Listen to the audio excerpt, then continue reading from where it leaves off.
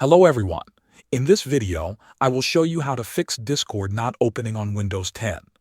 First, right-click on the Windows icon at the bottom left and click on Task Manager to open Task Manager. Under the Processes tab, look for Discord. If you see it listed, right-click on it and choose End Task. Make sure to close every Discord process you find. Once done, try opening Discord again. If that did not work, click on the Windows search bar. Type app data and press enter. This will open a folder. Go into the roaming folder. Find the Discord folder, right-click it, and delete it. Now open Discord again and it will rebuild fresh files. Next, check your system date and time settings. Right-click the time and date in the bottom right corner of your screen and select Adjust Date and Time.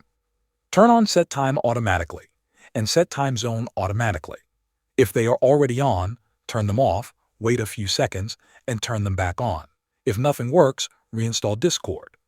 Go to App Data again, but this time open the local folder and delete the Discord folder there as well. Then go to Settings, open Apps, find Discord and uninstall it. Download the latest version from the official website and install it again. Thanks for watching.